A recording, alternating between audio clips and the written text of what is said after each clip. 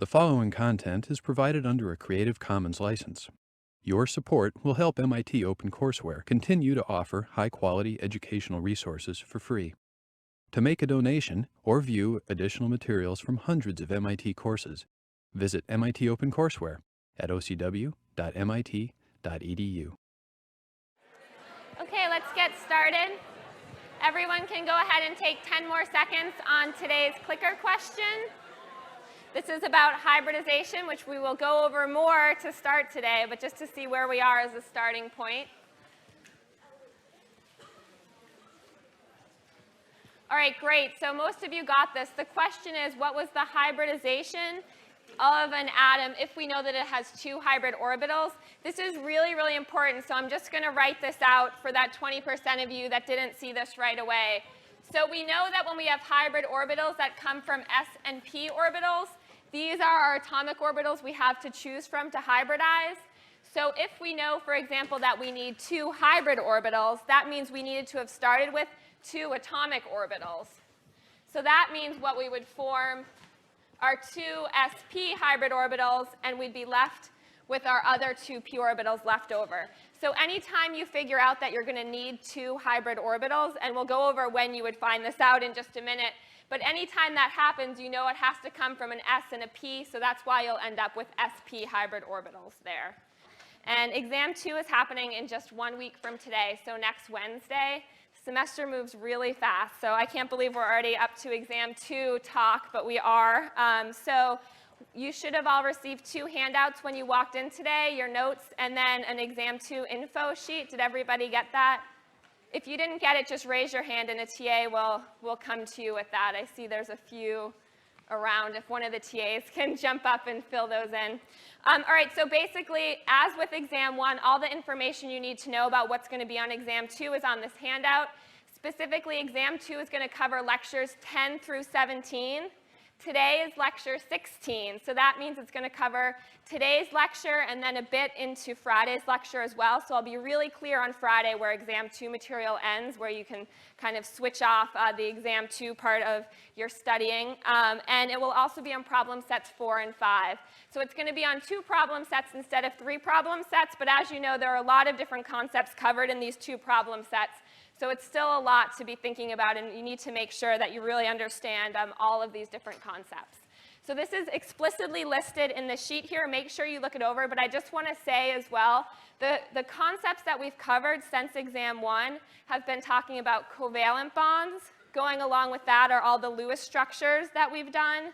Then we talked about ionic bonds, so you need to make sure you can solve those ionic bond problems. And then we started talking about different types of bonding in terms of thinking about MO theory and also VSEPR theory and hybridization. And then today and a little bit on Friday, you'll be responsible for some of this new material, which is going to be a little bit of thermochemistry. Not too much on exam 2. Most of that will be saved for exam 3 material, but an intro to thermochemistry, that will also be on the exam just as far as these 2 lectures. So basically, this is all written out here. And I also want to mention, in terms of your MO diagrams and MO theory, I sent out an email about this, but I also wrote it out here so you have it written down in terms of what you are responsible for in terms of ordering the energy levels of molecular orbitals. So that's all written down explicitly right here. This is what you need to know for the exam. Also, it's helpful for the problem set as well. And also, in terms of MO diagrams, I think that you will have already gone over this pretty explicitly either last week in recitation or yesterday in terms of what you need to do to get full credit when you're actually drawing an MO diagram. Just in case you don't have that information or you didn't write it down, I wrote this down for you here as well in terms of things like making sure to draw your energy arrows or remembering to label all of your atomic orbitals. We don't want anyone getting points off on the exam for doing something silly where they do understand what's going on, but they're just not writing it in the correct form. So all this information is on your sheet here. And also on this sheet mentions that you will be getting optional extra problems on Friday. This is just like for exam 1. The way that you should approach approach these extra problems. You don't need to turn them in. You're not required to do them. But if you want to do well on the exam, we really, really encourage that you do these problems. And in terms of having it be worth your time when you're solving these problems, what you want to do is make sure you're at the point where you can put your notes away, where you can sit alone without your friends and really approach these extra problems as if they're exam problems. This way, if there's some conceptual leap that you haven't quite made yet, but you don't realize it because you've been using your notes or using the conversations with your friends, you want to make that leap and run into those problems alone in your room when you have 2 hours to figure it out. You don't want to do this leap on an exam. That's not the ideal situation. So especially with Lewis structures, where sometimes you can run into confusions that you need to work through and make sure it all makes sense in terms of your head how to do this, make sure you take the time to do that before the exam and don't have to end up struggling with that on the exam in a timed situation. All right, so the extra problem solutions will be posted on Sunday. And in terms of office hours for next week, my office hours are going to be on Monday from 2 to 4 and moving them up. And your TAs will move up their office hours as well, so check with them in recitation or on the website. So that's pretty much it for exam 2. Are there any questions about what you're responsible for or anything regarding exam 2? Okay, and in terms of the room, it's in Walker again, so at least this part should be familiar. You'll be used to going to your row. It'll be the same row. It's all written here again, but you can just do exactly what you did for exam 1. All right, so one last class announcement, and this is that if you've been looking at our first sheet of the whole year, sort of the course overview sheet, you know that our class, in terms of grading, is out of 750 points, and 50 of those points are for attendance and something called occasional in-class quizzes. So what we're going to do is start filling in some of those points because we only have 36 classes worth of attendance. So we have a couple points to make up in terms of quizzes, and these are going to be clicker quizzes. And let me explain how this is going to work. Basically, at least for my part of the class, what we're going to do, because what I really care about is that people are answering the clicker questions. It's really valuable for me. I don't necessarily care if you get them right or wrong during class, because this is the point at which you're still learning them. So these quiz points, which could be up to 2 points per class, will be in addition to attendance points, and you'll get full credit if you answer the quiz question. So you need to be answering the questions because the quizzes will not be announced. So this is another reward for people that are always participating. These clicker questions are really valuable to us in terms of the feedback. It really gives me an idea of where the class is as a whole. So really, you know, it's important that you are answering these questions, and this is a way to get your quiz points up. So in addition to attendance, you'll get 2 quiz points. We'll have our first unannounced quiz today, so you won't know what problem it is beforehand. So I suggest you make sure you're answering all the clicker questions, which most of you do anyway. And I will just say, I recognize that some of you are just scurrying across campus to get here on time. So I'll never make that first question a quiz question because I know how hard it is to get from one place to another on this campus. And I know most of you do a great job of sneaking in right at the last minute when you have that long run. So we won't make the first question a quiz question, but be on the lookout for a quiz question today. All right, so let's get to today's topics. We're going to finish talking about valence bond theory and hybridization. So what we've already done is really cover all the theory that we're going to cover, but behind how hybridization works and behind how valence bond theory works. But what we haven't covered is how do we actually solve problems doing this in a really quick way. So we're going to do that. This is going to be a more practical lesson in hybridization. And once we do that, we'll move on to now talking about energies and enthalpies of chemical reactions.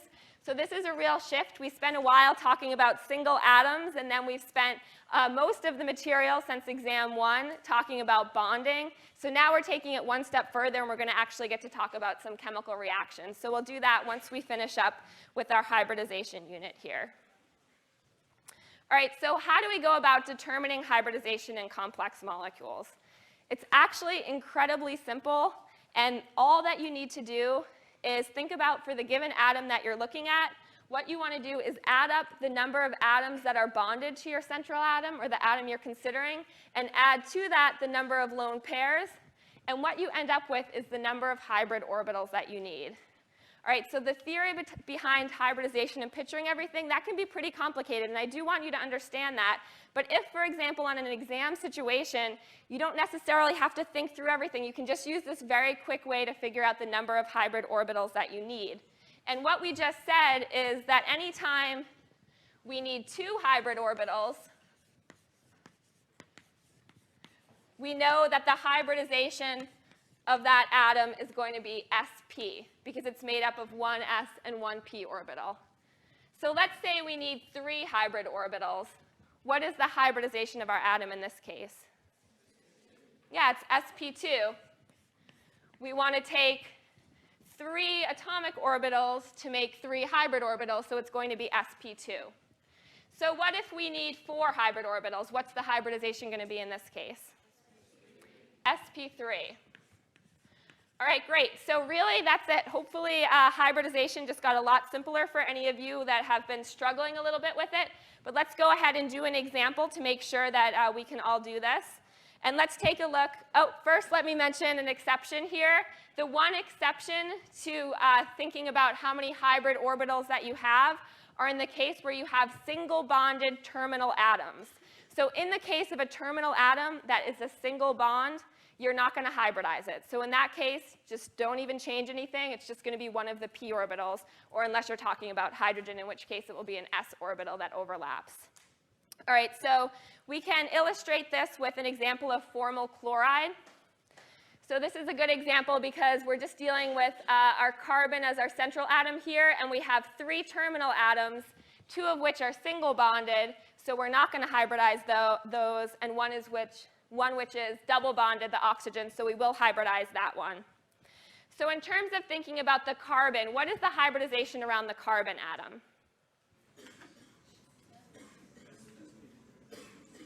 All right, I'm hearing some mixed answers, so let's think. So the carbon atom is bonded to 3 different atoms, and it has no lone pairs. So what's the hybridization? Good, sp2. So if we're talking about the CH bond, we're going to say that it's carbon. It's a sigma bond because it's a single bond, and then it's carbon 2 sp2 bonded to a hydrogen 1s orbital. All right, so let's take a look at the carbon-chlorine bond here. Again, carbon is still 2 sp2. It's the same carbon atom, and it's going to be a sigma bond because it's a single bond. But what about the chlorine? What atomic orbital is going to be bonding in the chlorine? All right, I'm hearing a little bit of mixes. They're all P's, which is a good start. It turns out that it's going to be the chlorine 3PZ. So the reason that it's P is because we're not hybridizing it. And the reason that I specifically say that it's the PZ instead of the PX or the PY is remember that the Z axis, that's our bonding axis. That's our internuclear axis. So anytime we have a p orbital that's involved in a sigma bond, it has to be the Z orbital because that's the only one that has the right orientation to overlap along that Z axis. So we're going to say it's carbon 2 sp2 and then chlorine 3pz. All right, so let's look at the last bond here, which is a carbon-oxygen double bond. We know that anytime we have a double bond, it's made up of 1 sigma bond plus 1 pi bond. So when we look at the carbon, again, that's 2 sp2. But what about the oxygen? What's the hybridization of this oxygen atom? sp2. So we're going to have carbon 2 sp2 plus, and then oxygen 2 sp2. It's sp2 because the oxygen is bonded to 1 atom plus 2 lone pairs, so we're going to have a total of 3 hybrid orbitals. All right, so this is not our only bond. We have a double bond, so we also need to talk about the pi bond. So if we talk about the pi bond, we can say that's carbon 2py, then the oxygen 2py. We could alternatively say and be correct that it was the carbon 2px and the oxygen 2px. Either one of those is fine. All right, so that's an example of how we can assign very quickly and very easily what the hybridization is of a given atom, and then also fully describe the symmetry and the atomic or hybrid orbitals that make up bonds. So this is a lot of your problems on the P set, so if you haven't finished that section, hopefully you'll be able to get through that section pretty quickly when you go back to it. And let's take a look at a little bit of a more complex molecule here, which is ascorbic acid or vitamin C. And this is a good example because it's starting to look a little more complicated, but not too much more complicated. But the reality is, if you know how to do assigning the hybridization this way, even if I gave you a 1,000 atom protein, you should still be able to get it completely correct. Vitamin C is a really important molecule to actually think about in terms of thinking about its shape and its hybridization. Vitamin C is an antioxidant, so we might remember that from when we were talking about free radicals. Free radicals can cause oxidative damage. These antioxidants, some of our vitamins, including vitamin C, are antioxidants. So that's something that a lot of people in the general population know if they're into their health. But another really important thing about ascorbic acid is that it's an enzyme cofactor. And a cofactor just means that it's some type of molecule or atom, in this case it's a molecule, that's required by an enzyme in order for the enzyme to carry out its chemistry. And the chemistry that the enzymes that vitamin C are a cofactor for are responsible for putting oxygen OH groups onto collagen molecules in order to form what is the collagen triple helix. And collagen is the main constituent of bones, of joints, of connective tissue, of many important structural parts of our body. So you can imagine that vitamin C is very important because we need to keep our collagen intact. Collagen is actually one of the most prevalent proteins in our entire body, and it makes up a large part of our cells. So you can imagine if we don't have collagen that is in this triple helix, we're going to run into some problems. Does anyone, or I'm sure many of you do know, but can someone tell me what the name is of the disease if you have a deficiency in vitamin C? Scurvy. Yeah, scurvy. So scurvy, most often associated with ships because of the 1500s and 1600s and 1700s, when boating technology was far above biochemistry technology. So people could make ships and go on these long journeys, but people did not yet understand they needed to keep certain vitamins in their bodies, such as vitamin C. Maybe also they didn't know about, well, they didn't even have the structure, so they couldn't have realized that vitamin C is polar and won't stay in their bodies for very long. It will get excreted out through their urine. So they were not thinking about how quickly they could run into trouble in these long sea voyages. And I don't know how many of you had a unit on explorers in elementary school. I did in 5th grade, and one that always sticks in my head is Magellan's trip around the world, who led the first fleet of ships around the globe. What they did not mention to us in 5th grade was that 90% of his men died on that journey. And you know, I understand we were young kids. I didn't want to know that at the time, but it's interesting and it's really important. And the reason for many of these deaths was scurvy.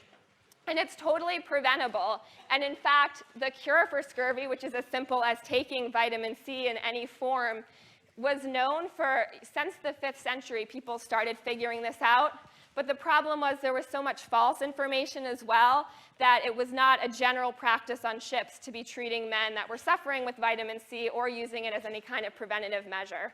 The other somewhat interesting thing I want to say about vitamin C is that it was part of the first ever published clinical study.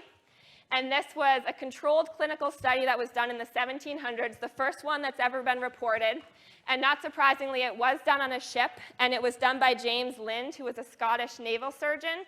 And basically, he took 12 of his men, so this was not a very large clinical study like they do today, but he took 12 men that were suffering from scurvy, and he gave them a diet, mostly of just carbohydrate mush, because when you have scurvy, one of the first signs is bleeding gums and teeth falling out. They couldn't really eat too much. But he supplemented their diet. He put them in pairs of 2 and supplemented with 1 of 6 things. So 2 of them got a pint of cider a day to see if that helped.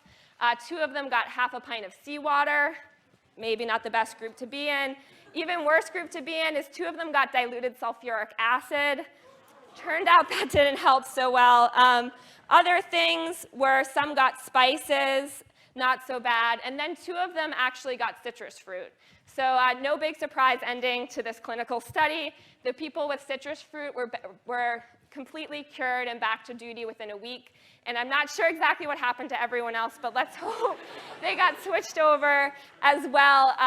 But it's just neat to think about, even back then, people were doing these controlled scientific studies. This was one of the first cases. Unfortunately, it was another 40 years between this study being published and the British Navy requiring supplements of citric acid. So really, we've come a long way in terms of disseminating scientific knowledge to the community, and that's a really important part of being scientists, not just making these discoveries, but also, passing them along, for example, to these ships full of people that need to know it. So in terms of scurvy, we don't see too much of it today. But who should be concerned about suffering from scurvy? Do we have to worry about our cats or our dogs at home? Are they getting enough of their vegetables and vitamin C? It turns out we don't have to worry. Primates are who should be concerned. So we need to be concerned. Other primates need to be concerned. It turns out that most other mammals actually biosynthesize vitamin C, so we don't have to worry about most of our pets at home. Unless you have a guinea pig, and they don't, in fact, biosynthesize vitamin C. So I think they supplement most guinea pig pellets with vitamin C, but maybe keep an eye on your guinea pig. We primates and guinea pigs are the only types of mammals that don't actually biosynthesize their vitamin C. So again, vitamin C is a cofactor. That means it needs to bind to an enzyme. It means that the shape of vitamin C and the hybridization are going to be really important. So let's take a look and talk about some of these carbon atoms here. And you can look at your structure of vitamin C in your class notes while you're doing this. And first, I want you to tell me what the hybridization is of that carbon A in the vitamin C molecule.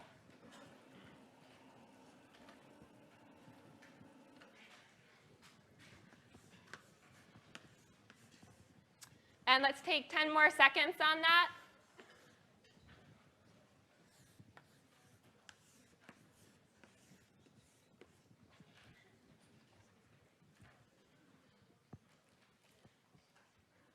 Okay, 78%.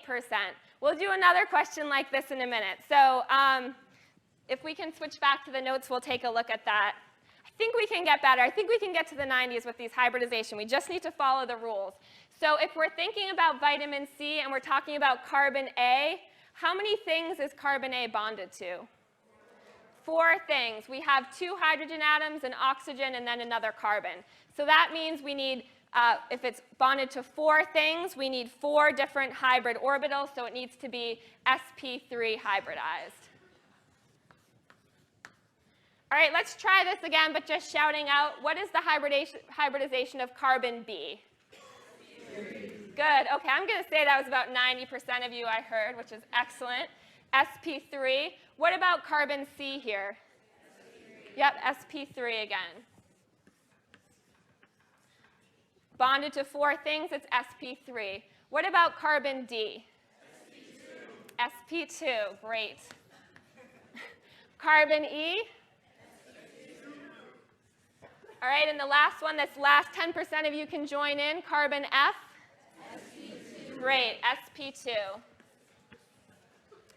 All right, so we can also think about shape once we know hybridization and how many atoms a carbon atom is bonded to. What would we say that the shape is of these sp3 orbitals? Or the shape of the carbon atom? Yeah, it's tetrahedral. So this is going to be tetrahedral. And what about carbon D, E, and F? What is the geometry of carbon D, E, and F? Good, trigonal planar.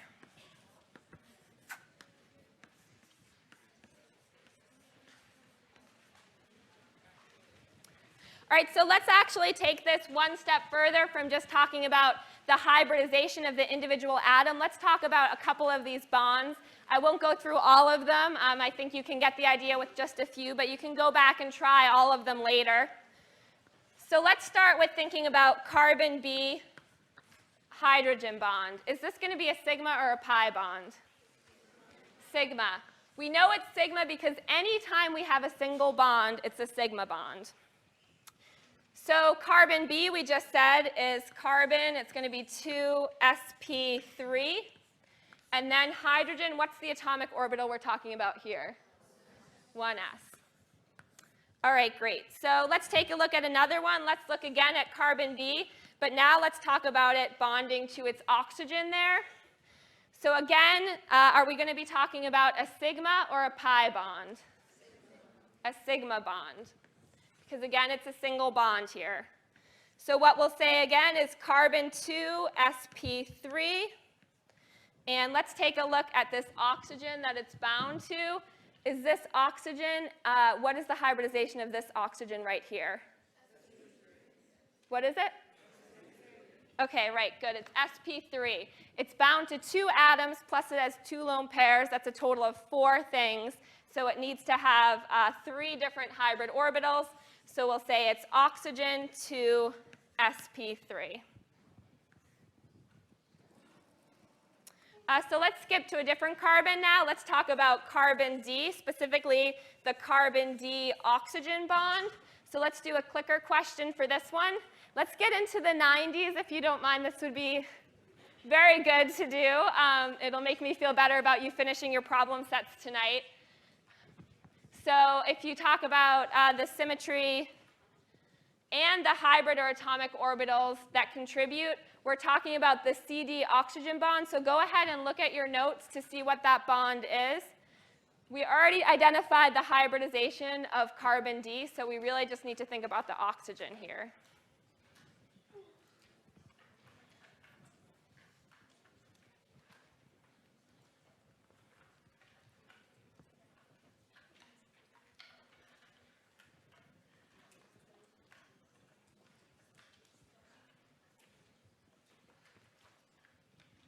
All right, let's take 10 more seconds.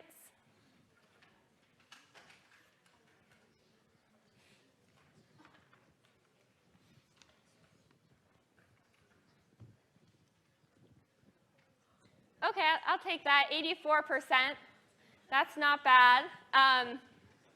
So again, we're looking at a sigma bond here. It looks like the one people got it confused with was talking about oxygen sp2 versus sp3. Remember, you just need to look at what it is actually bound to. So for carbon D, the oxygen is bound to 2 atoms plus 2 lone pairs, so it's going to be sp3 hybridized. So we'll call this a sigma bond where we have carbon to sp. Now it's sp2 and oxygen to sp3. All right, let's take a look at just one more here. So let's look at the carbon D bond with carbon E. So if we can switch back to the class notes just to see that, though you guys can see it on your notes as well. So in terms of that, we're talking about a double bond now. So we know that we have to have 1 sigma bond and 1 pi bond to completely describe our double bond. So for the sigma bond, again, it's going to be carbon to sp2. And now we're talking about the other carbon. What is the hybridization of the other carbon? Yep, sp2. So carbon to sp2. All right, but we're not done there. We also need to talk about the pi bond.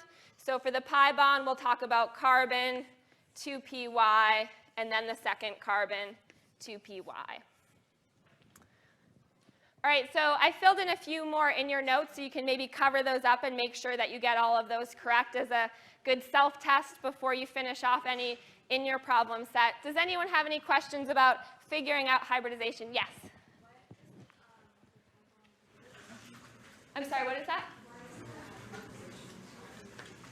In this bond here?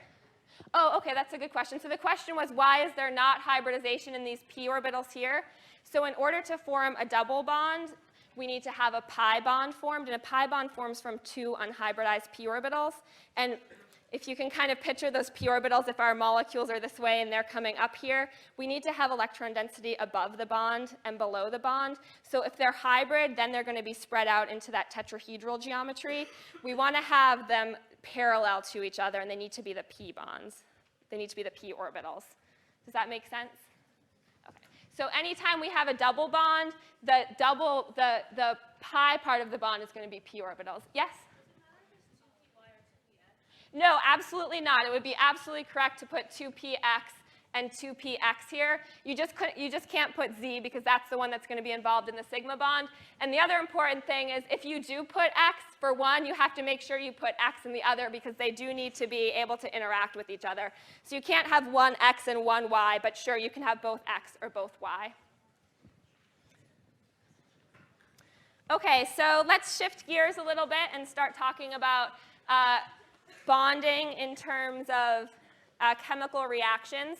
So we're going to start today with talking about bond energies and also something called bond enthalpies. And the first point is just to bring us back to something we're very familiar with. When we talked about covalent bonding, a concept that we have been discussing is bond dissociation energy. That's just the energy that's required to put into a molecule in order to break that bond. This is something that we saw when we were talking just at the very beginning of our unit on covalent bonds. That energy difference is the energy difference between when we have the CH4, if we're talking about methane, versus one of those hydrogen bonds breaking, one of those CH bonds breaking. So we've talked in the past about bond energy, but what I want to introduce to you today is a very related concept, which is called bond enthalpy. So that's delta H here is what we call bond enthalpy. So this is talking about, instead of the change of energy accompanied with a bond breaking, we're talking about a change in heat accompanied with a bond breaking. So whether when that bond breaks it requires heat, or whether it gives off heat when you break that bond, or talking about a reaction. That's what we're talking about when we're talking about enthalpy. It turns out that enthalpy is in fact very related to energy, and we can relate it with this equation here, that bond enthalpy is equal to bond energy plus the change in pressure times volume. So we could, in fact, go back and forth between bond energies and bond enthalpies, but the reality is, if we're talking about gases, which we are in many cases, then what we find is the difference between bond enthalpy and bond energy is only 1 to 2%. So it's not very significant. And in fact, if we're talking about solids or liquids, now we can say that the difference between bond energy and bond enthalpy is going to be negligible. So for the rest of this class today, we're going to stop talking about bond energy, which I did just for a moment to orient you back to a discussion that was familiar. We're going to switch our discussion to bond enthalpies. One reason that we like to talk about enthalpies is, unlike energy, which can be a little bit more tricky, bond enthalpies are easy to measure. It's easy to measure how much heat a reaction gives off or how much heat a reaction takes in. So we can also talk about something which is called the standard bond enthalpy. So anytime you see this symbol here, which looks like a knot, so it looks like a delta H knot, that refers to the standard bond enthalpy. Anytime we're talking about a standard, whether it's enthalpy or, as we'll see in the next lecture, standard entropy or standard free energy, we're just saying that the molecules that we're talking about are in their standard states, which means they're in their pure form. If they're a gas, it means they're at 1 bar. Usually this is referring to room temperature, so 298 Kelvin. It's often that when you look up tables of different bond enthalpies, you'll see them in their standard state and it will be at room temperature. So if we talk about standard bond enthalpy, let's talk about what this is for these CH bonds, which we just saw in methane. So if we're going from CH4 to breaking one of these CH bonds, what we see is that the bond enthalpy is 438 kilojoules per mole. The fact that it's positive tells us that we need to put in that much heat into the system in order to break that bond. So we now know the enthalpy of a CH bond, but of course methane is not the only kind of CH bond that you can envision. We could talk about the CH bond, for example, in ethane or trifluoromethane or trichloro or tribromomethane. And what you'll find is that the amount of enthalpy that reaction is associated with depends on the exact type of CH bond that you have. So for example, we can see that we have slightly different, not vastly different, but slightly different changes in enthalpy depending on which kind of CH bond that we're breaking. And what I want to point out also is that all of these delta H's, all of these standard bond enthalpies are positive. Anytime we have a positive delta H, we call this an endothermic reaction. And again, endothermic just means that the reaction takes in energy. It's very similar to when we're talking about energy, whether something's taken in or released, whether it's positive or negative. If you have positive delta H, it's endothermic. It takes in heat in order for the reaction to go. So we can think about, instead of talking about all of these individual CH bonds, instead we can talk about what the average value would be for all CH bonds. So we can say that the average of any CH bond is 412 kilojoules per mole.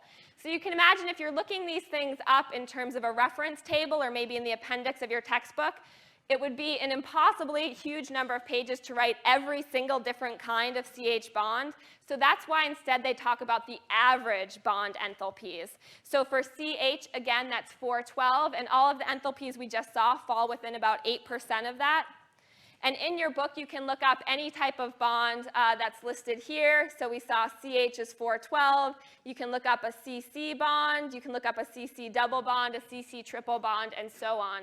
And you'll note that what these are mean bond enthalpies. So they're the average of all different types of CH bonds or CC bonds that you can imagine. So you might be asking what's so important about being able to look up and think about these different bond enthalpies.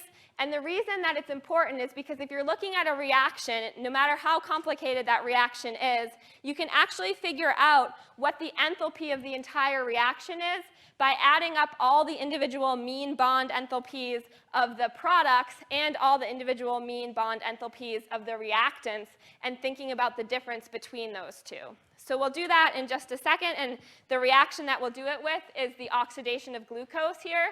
So C6H12O6, 1 mole of glucose plus 6 moles of oxygen gives us 6 moles of carbon dioxide and 6 moles of water. So what we can find out, and hopefully what we will match up when we look at using the different bond enthalpies, is that the enthalpy of this entire reaction is negative 2816 kilojoules per mole. So in this case, we're saying that delta H is negative. Does anyone know what it's called when delta H is negative?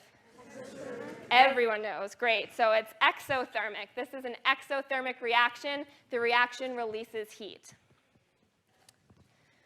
So I just want to mention before we go on, if you look at almost any freshman chemistry textbook, what you'll find is this oxidation of glucose reaction is used a lot in talking about thermochemistry.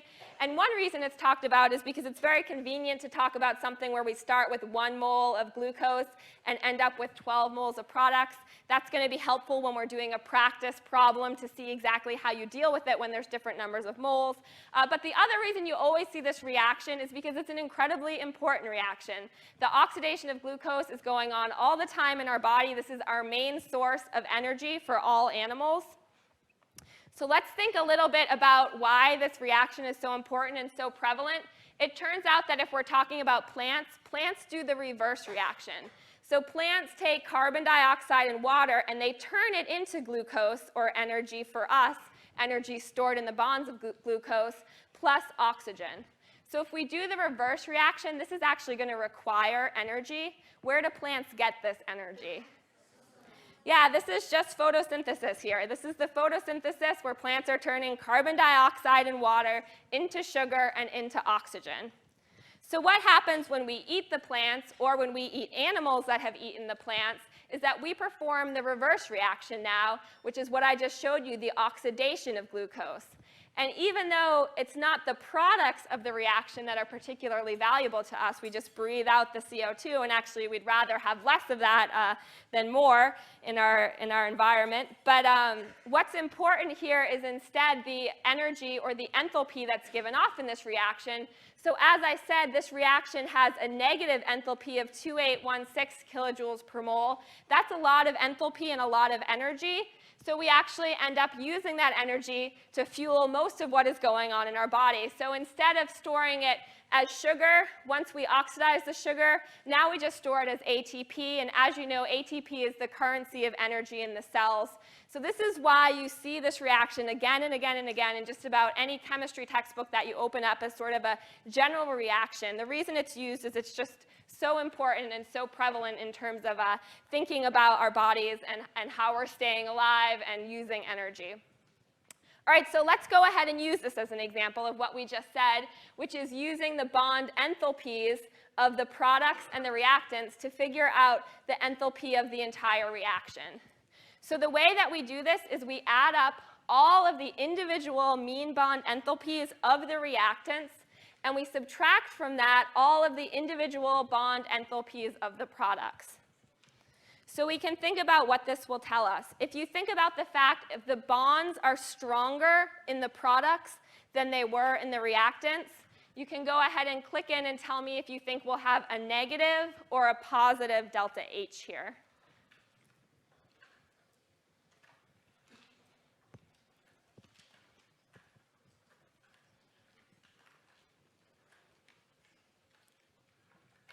All right, so let's take 10 more seconds on this.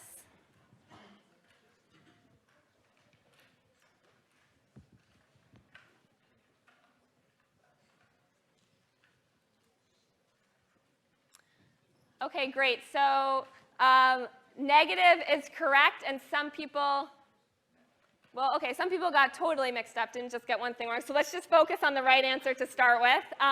The correct answer is that it's negative. It's an exothermic reaction. And actually, let's switch to our class notes to explain why. And also, this was the quiz question for today, so whether you got the answer correct or incorrect, you get full quiz points if you did, in fact, answer. But let's still focus on the right answer here and see why it's correct. So if we're talking about the bonds being stronger in the products, that basically means that we ended up releasing a lot of heat when we made those bonds in the products, and we didn't have to use up too much of that heat to break all the bonds in the reactants.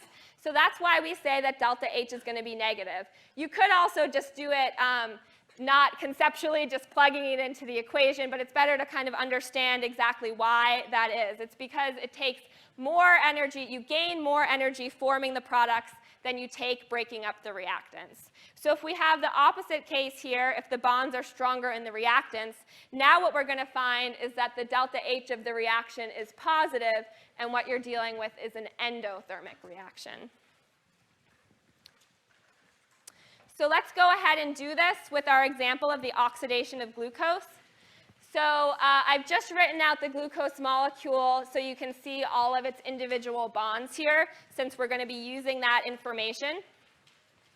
So let's start by talking about the bonds that are broken in terms of thinking about all of the reactants here. So if we're talking about the sugar molecule itself, what we have is we have 7 CH bonds. And if we add up all the OH bonds, we have 5 of those. How many CO single bonds do we have?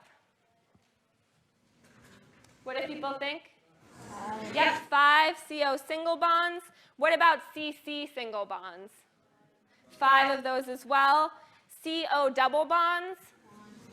Just 1 CO double bond. And then we have our oxygen molecule to worry about, and we have 6 OO double bonds. So if we add up all of the bonds are broken, and we subtract from that the bonds that are formed, those strengths, the C double bond O, we have 12 of those. And how many OH bonds do we have? Right, 12 as well. So if we add up all the bonds broken, what we end up with is 12,452 kilojoules per mole, and it's talking about per mole of glucose that's oxidized. And in terms of bonds formed, what we see is 15,192 kilojoules per mole. So all we need to do to figure out the change in enthalpy, and when it has this subscript R here, I meant to mention that means the enthalpy for the reaction. We just subtract these bonds here from the ones that we ended up forming. So basically what we're saying, excuse me, these are the ones that we broke. It's 12,452 minus 15,192, which we formed. So we end up with an enthalpy of reaction of negative 2,740 kilojoules per mole of glucose that's oxidized. All right, so if you remember the number that I told you before, it doesn't exactly match up with what we had said is the exact number. The exact number is 2,816. It is within 3%, though. That's pretty good. Because remember, we're not using exact bond enthalpies here. What we were using is average bond enthalpies. So it makes sense that we're going to be a little bit off. But if all you have in front of you is the information on bond enthalpies, mean bond enthalpies, this is a great way to figure out the enthalpy of an overall reaction. We can think of a different way, however, to think about the enthalpy of an overall reaction, and this is talking about the heat of formation. And the heat of formation, or delta H formation here, is equal to the heat of, or the enthalpy of reaction if we're talking about forming 1 mole of compound from its pure elements, which are in their standard states. So basically, there's a table that you can look up which tells you the enthalpy of formation for any compound that you're interested in. And this is actually in Appendix 2 of your textbooks, and you will need to use this to solve your problems on the P set. But let me say that, for example, if we're talking about water here, that's formed from hydrogen and oxygen if we're talking about the elements in their pure forms at 1 bar standard states and room temperature. And if we look this up in our textbook, we would find that the delta H of formation for water is negative 286 kilojoules per mole. Similarly, we can look up the same thing, for example, for carbon dioxide. And what we'll find here is that our delta H of formation that we look up is negative 393.5 kilojoules per mole.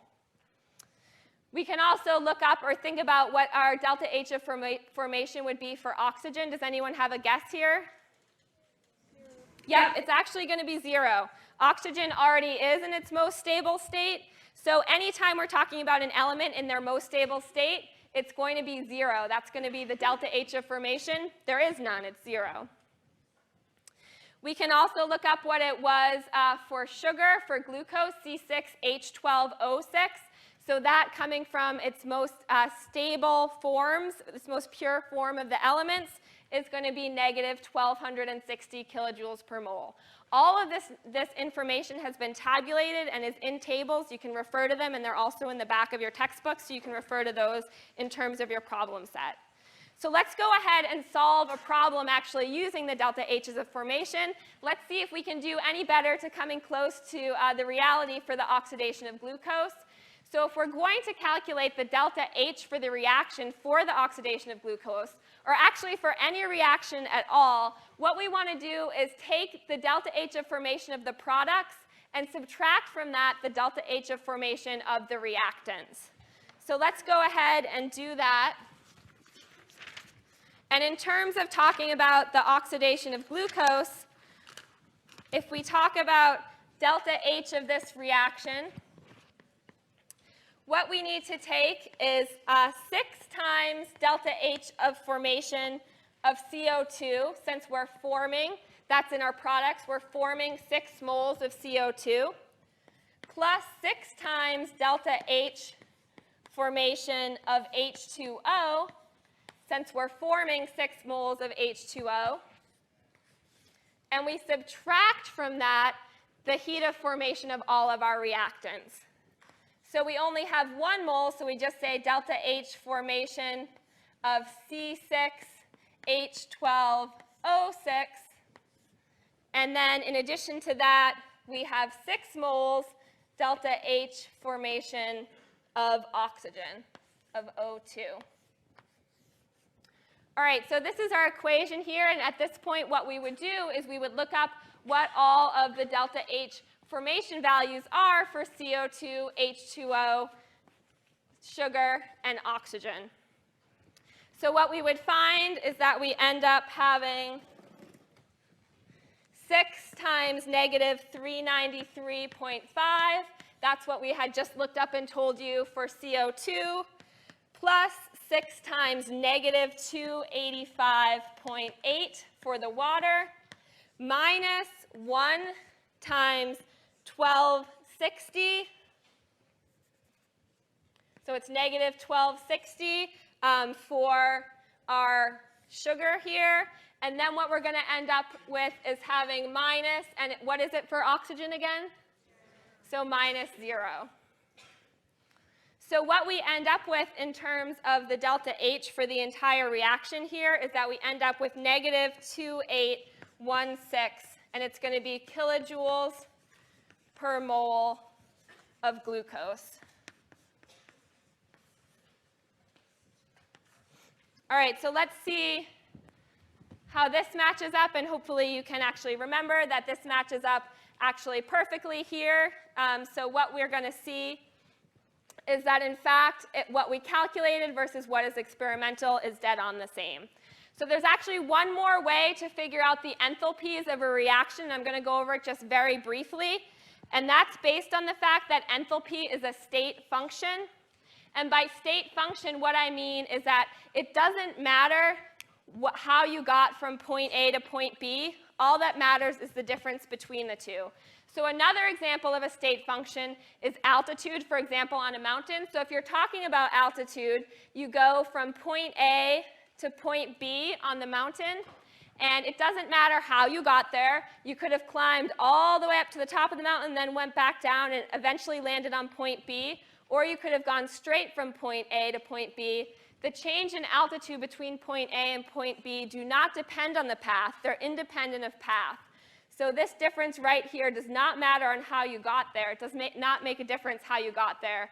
Altitude is a state function. So similarly, we can say that enthalpy is a state function as well. If we're talking about reaction A here, which has our reactants going to our products into B here, it doesn't matter how we got there. We can actually calculate the change in enthalpy at all different points here. All that we actually have to worry about at the end of the day is the difference between A and B. So that's what we mean by state function.